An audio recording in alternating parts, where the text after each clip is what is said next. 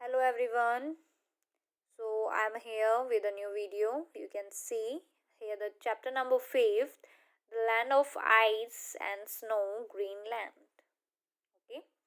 तो आज हम पढ़ेंगे एक ऐसी लैंड के बारे में, ऐसी भूमि के बारे में जो बर्फ और स्नो में ही टोटली कवर रहती है, जिसे हम बोलेंगे जिसे इसका नाम दिया गया है इसे ग्रीनलैंड. ठीक है. जबकि ये तो बिल्कुल ही अपोजिट है. यहाँ पे ग्रीन आपको कुछ दिखेगा नहीं, सबसे ज़्यादा आपको यहाँ पे आइस और स्नो दिखेगी. ठीक है.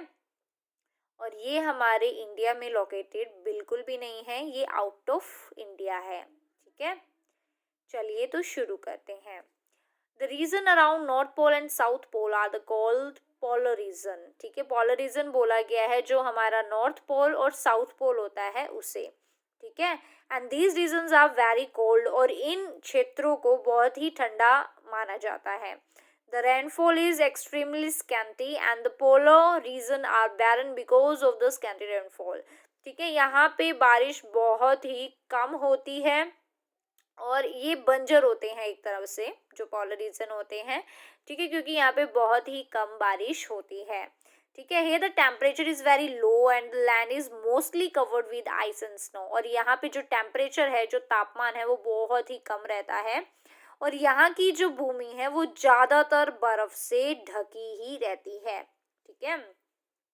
Arctic region around north pole remains cold throughout the region. और इसने बताया है कि जो आर्कटिक रीजन है वो अराउंड नॉर्थ पोल के पास है और क्या रहता है, ज़्यादातर ये ठंडा ही रहता है. आर्कटिक रीजन, आर्कटिक ओशियन हमने पढ़ा होगा, है ना. तो नॉर्थ पोल और साउथ पोल दो ही तो पोल होते हैं हमारे, आपने ग्लोब में देखा होगा. तो नॉर्थ पोल और साउथ पोल को इसने पोलर रीजन बोला है. और आर्कटिक रीजन वो इसलिए कहलाता है क्योंकि वहाँ पे एक तो आप देखोगे आर्कटिक ओशियन है उस वजह से. ठीक है.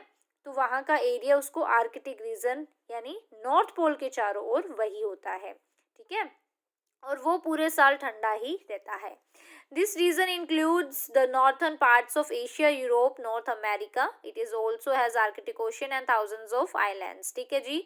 तो इस ओशियन, इस रीजन के पास नॉर्थर्न जो पार्ट है, क्योंकि नॉर्थ पोल में है तो जो नॉर्थर्न पार्ट है उसमें ज़्यादातर एशिया, यूरोप और नॉर्थ अमेरिका आते हैं. ठीक है. और आर्कटिक ओशियन भी है वहाँ पे और उसके साथ साथ बहुत हज़ारों में वहाँ पे आइलैंड्स भी हैं. ठीक है. ग्रीनलैंड जो है वो सबसे बड़ा वहाँ का आइलैंड है. ठीक है. Greenland is also the biggest island of the world. World के सबसे बड़े आइलैंड में आता है ग्रीनलैंड. चलिए तो इसके बारे में हम और पढ़ते हैं. जहाँ पे लोग रहते हैं इतनी ठंड में और बहुत ही अलग अलग तरह की कंडीशंस को फेस करते हैं. ठीक है.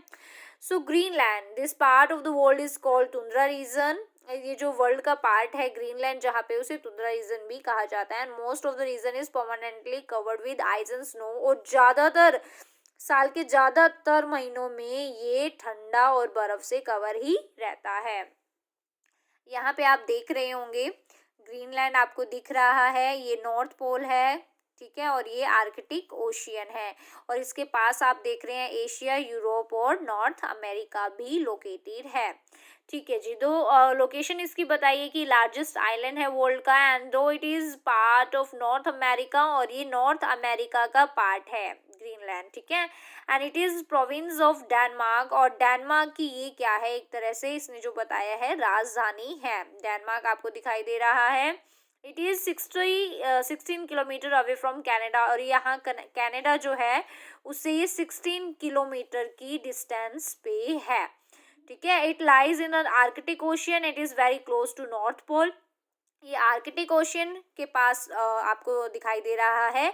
ठीक है. तो ये आर्कटिक ओशियन में ही लोकेटेड है. पूरा देखो आर्कटिक ओशियन है और ये यहाँ तक है. ठीक है. और ये नॉर्थ पोल, ये जो नॉर्थ पोल है इसके बहुत ही ज़्यादा करीब है. ठीक है. उसके बाद Godthab is the capital of the island. Okay. तो गौरथब जो है वो इसकी कैपिटल है. ठीक है जी. तो कैपिटल इसकी गौरथब है. ठीक है. और वो डेनमार्क का एक पार्ट है. ठीक है जी। तो लैंड सरफेस, अब हम इसकी लैंड के सरफेस के बारे में पढ़ेंगे कि वहाँ पे कैसी ज़मीन है, किस तरह की भूमि है वहाँ पे, वो बताया गया है इसमें। ठीक है, तो ये एक लो आइलैंड प्लेट्यू है जो कि कोस्टल माउंटेन से हमेशा घिरा रहता है चारों तरफ से। और आपको पता ही है ये हमेशा जो थिक स्नो है, बहुत मोटे मोटी वहाँ पे बर्फ गिरी हुई होती है जिससे वो पूरा कवर होता है। नैरो कोस्टल स्ट्रिप्स को छोड़ के फोर्थ फिफ्थ पार्ट को, अराउंड फोर्थ फिफ्थ पार्ट जो ग्रीनलैंड का है वो आइस से कवर ही रहता है। And this covering is known as ice cap, और इन आइस, इस कवरिंग को जो ढका हुआ पार्ट है उसको आइस कप भी कहा जाता है। ठीक है, so I think this is enough for today's class. We will discuss the next topic in the next class. See you students, and have a nice day.